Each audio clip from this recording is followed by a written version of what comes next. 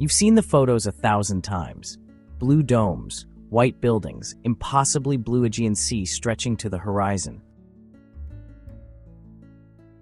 But Santorini welcomes over 2 million visitors every single year to an island of just 15,000 residents. That's the part the postcards never show you. So the question isn't whether Santorini is beautiful.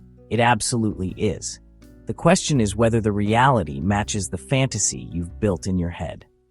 Today, we're going to find out. The Santorini in your imagination is quiet, romantic, and almost entirely yours.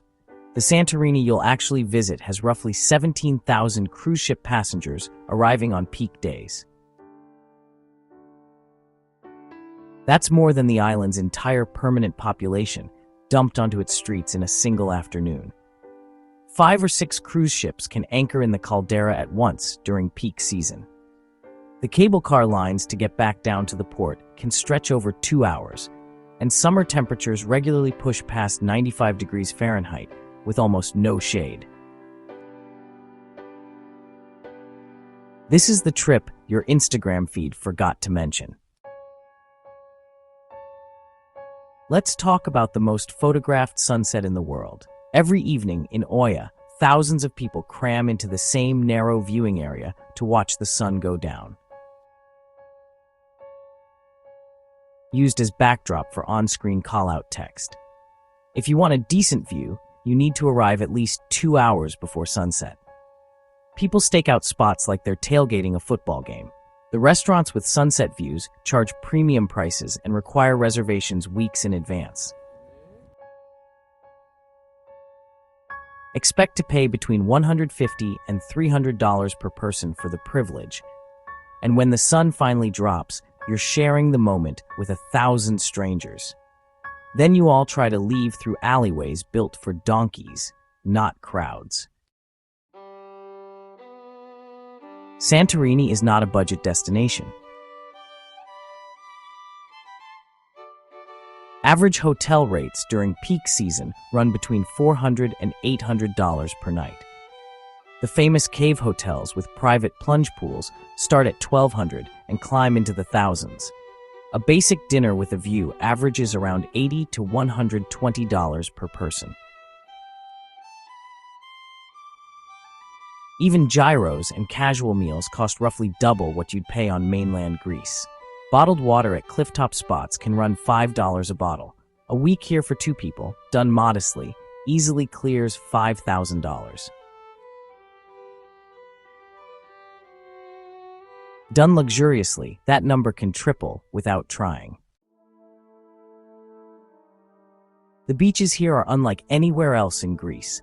Volcanic black sand, red sand, and white sand depending on which coast you visit. But that black sand absorbs heat and can reach 140 degrees Fahrenheit by midday. Walking barefoot is genuinely dangerous between 11 and 4. The popular beaches like Parisa and Kamari are wall-to-wall sun loungers in summer. Red Beach has been partially closed due to rockfall danger since landslides in recent years. The lesser-known beaches like Vlčata are stunning but require a car or expensive taxi to reach. Timing is the single biggest factor in whether you'll love or hate Santorini. June through August is the worst time to visit if you value space and sanity. May and October are the sweet spots where weather still works and crowds thin dramatically. Late April through mid-June and September through October give you 70% of the magic with half the crowds. November through March, most hotels and restaurants close completely. If you must come in summer, base your day around sunrise rather than sunset. Sunrise in Oia is virtually empty and arguably more beautiful than sunset. Where you sleep on Santorini matters more than almost anywhere else you'll travel. Fira is the capital, central, lively, but loud and packed with day trippers. Imirovigli sits at the highest point on the caldera and stays much calmer than its neighbors. It also has the most spectacular caldera views on the entire island. Oia is the postcard town, but turns into a tourist conveyor belt by 10 in the morning. If you want authentic Greek village life, look at Akrotiri or Pyrgos. Pyrgos sits in the island's interior and feels like the Santorini that existed before mass tourism arrived. Greek food on Santorini ranges from extraordinary to outrageous tourist traps. The island's volcanic soil produces tomatoes, white eggplant, and fava beans found nowhere else. Tomato keftedes, fried tomato fritters, are a must-try regional specialty. Seafood is excellent, but heavily marked up at any restaurant with a view. The taverna rule applies here harder than anywhere. If the menu is in 5 languages, walk away. The best meals come from places without views, run by families, with menus only in Greek. Save the view dinners for one special night, not every night. Santorini produces some of the most unique wine in the entire Mediterranean. The Assyrtiko grape has been grown here for over 3,500 years. The vines are trained into basket shapes called couloura to protect grapes from harsh winds. Wine tasting tours run $30 to $70 per person and beat any sunset bar. Santo Wines, Venizelos, and Domaine Sigalas are the most accessible quality estates. This is the part of Santorini that actually rewards you for showing up in person. The cruise ship invasion completely transforms the island between 10 and 5 every day. Renting an ATV sounds fun until you realize the roads are choked with tourists doing the same. The island's infrastructure simply wasn't built for the volume of tourism it now handles. Santorini has no natural fresh water source. Everything is shipped in or desalinated. The famous donkey rides from the old port have faced animal welfare scrutiny, and many travelers now skip them. Santorini absolutely earns its reputation for one specific traveler type, the special occasion celebrator. If you're celebrating a honeymoon, anniversary, or major milestone, the splurge can genuinely deliver. Families with young kids often find the island frustrating, endless stairs and few activities for children.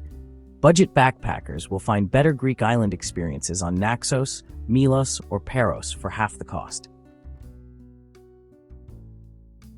Photography enthusiasts and architecture lovers will find Santorini unmatched anywhere in the world. Wine enthusiasts and food travelers have a genuinely unique experience available here. Solo travelers in shoulder season can find moments of real magic between the chaos. Before you book Santorini, let's talk about islands that look just as beautiful with a fraction of the crowds. Milos has stunning volcanic landscapes, dozens of beaches, and 1/3 the tourist volume. You'll pay roughly half as much for similar quality accommodations. Naxos offers Greek village authenticity with mountains, beaches, and the lowest prices in the Cyclades. Foligandros is what Santorini was 40 years ago, quiet, dramatic, and almost entirely undiscovered. These aren't consolation prizes, they're genuine alternatives some travelers actually prefer. So should you actually go to Santorini? The honest answer is yes, but only with the right expectations and the right timing. If you can visit in May, late September, or early October, the answer leans heavily toward yes. If you're locked into July or August and can't afford a 4-figure per night hotel, the answer leans no. If you're celebrating something major and have the budget to do it properly, this can be the trip of a lifetime. The magic is real, but it requires planning that matches the price tag. Santorini isn't overrated, it's just often visited wrong. If this honest take on Santorini helped you make a smarter decision, hit that subscribe button. We do this kind of unfiltered destination review every single week. Next week, we're taking on another bucket list destination that looks perfect online but hides a different reality. Until then, the question isn't whether a place is beautiful. The question is always, should you actually go?